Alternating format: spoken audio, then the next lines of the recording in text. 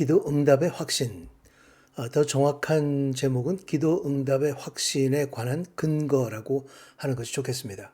confidence. 확신이라고 하면 굉장히 주관적인 것으로 생각하기 쉽습니다. 주관적인 생각이나 판단을 가지고 얘기하나 하는 생각을 하죠.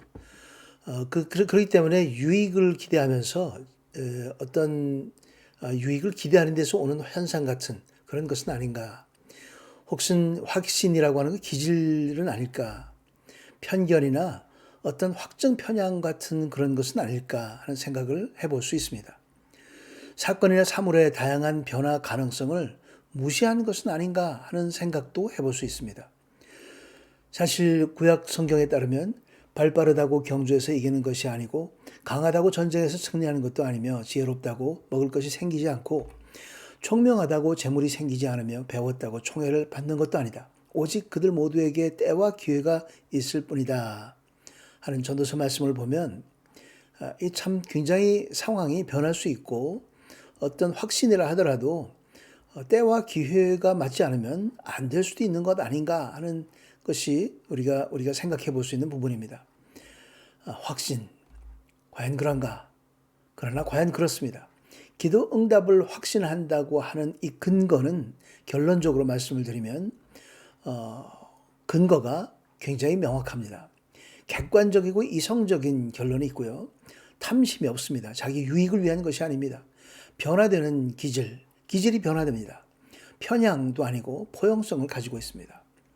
예수님을 만나면 변화됩니다. 구약이 신약으로 변하는 거죠. 하나님의 비밀이 드러나기 때문입니다. 사실 구약에는 확신이란 단어가 굉장히 드뭅니다. 욥기나 지혜서에서 일부 조금 쓰일 뿐입니다.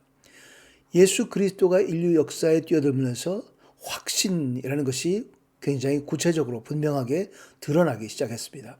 왜냐하면 비밀이 없어졌기 때문에 그런 거죠. 예수님을 만나야 합니다.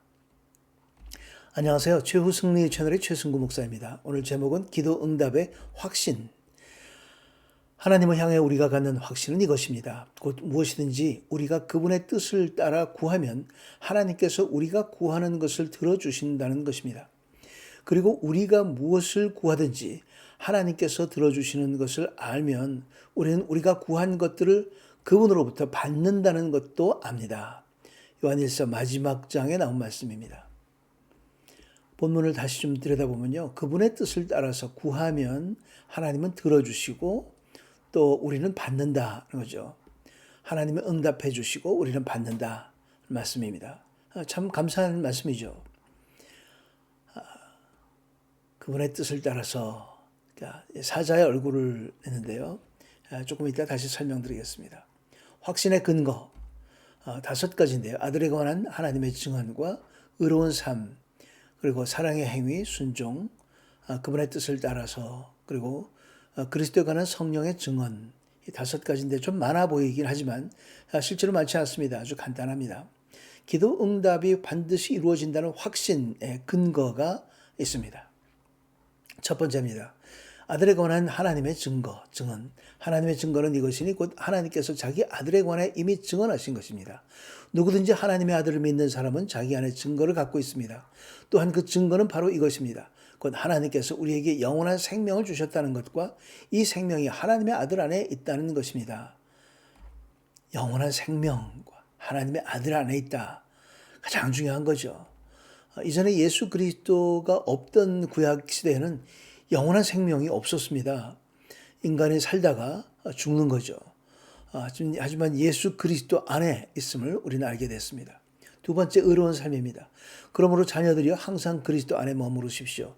그러면 그리스도께서 나타나실 때 우리가 담대하고 그분이 오실 때 그 앞에서 부끄러움을 당하지 않을 것입니다. 하나님께서 의로우신 분임을 여러분이 안다면 의를 행하는 사람은 누구나 하나님께서 난 것을 알 것입니다. 구약 성경에 그렇게 강조되었던 정의와 공의, 의롭다는 것이 그 의를 행하는 것이 무엇인지를 이제 나옵니다. 그리스도께서 나타나실 때 우리가 담대하게 됩니다. 그리스도 안에 있으면 부끄러움을 당하지 않습니다. 의를 행하는 사람은 누구나 하나님께로 난 것이다.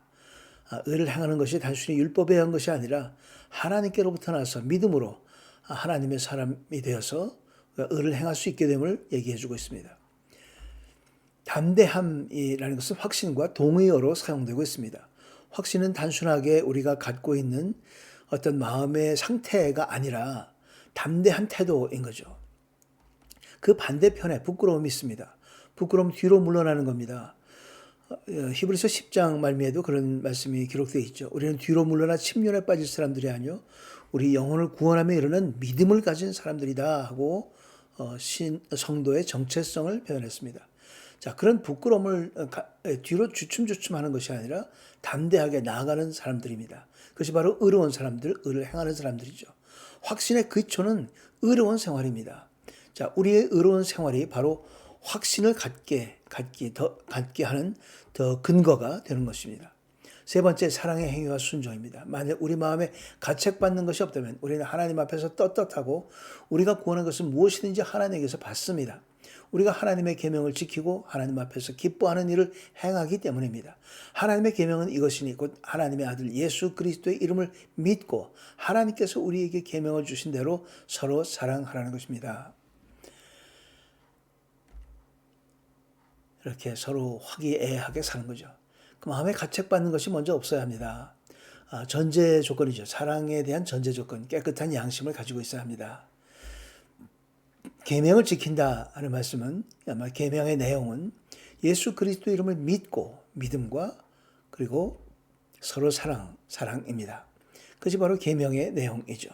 하나님께서 우리에게 당부하신 말씀의 내용입니다. 사랑의 속성, 이 사자의 얼굴을 냈는데요.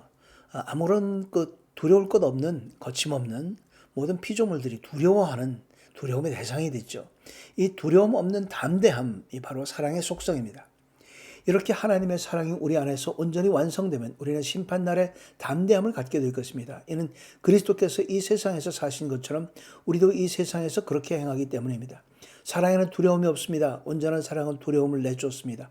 두려움은 징벌과 관련이 있기 때문입니다. 두려워하는 사람은 아직 사랑 안에서 온전케 되지 못한 사람입니다. 계속해서 인용되는 말씀은 요한 1서의 또 2장, 3장, 4장, 5장 이전의 말씀들을 인용하고 있습니다.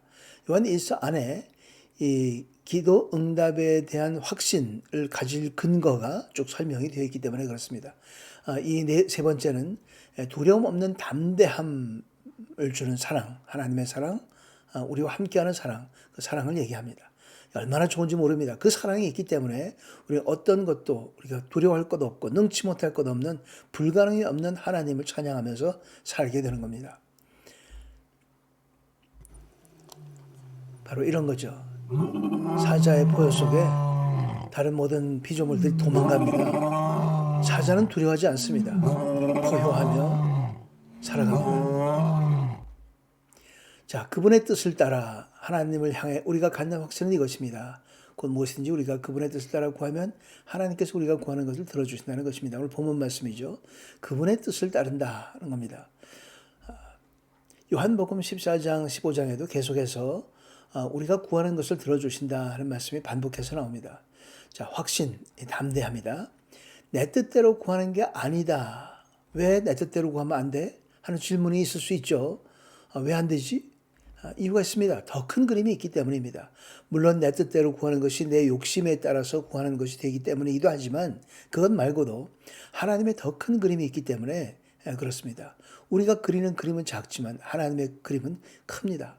우리가 고난 가운데 인내하며 소망을 붙들고 하나님을 바라보며 살게 하는 것도 바로 그 큰 그림 때문에 그런 것이죠.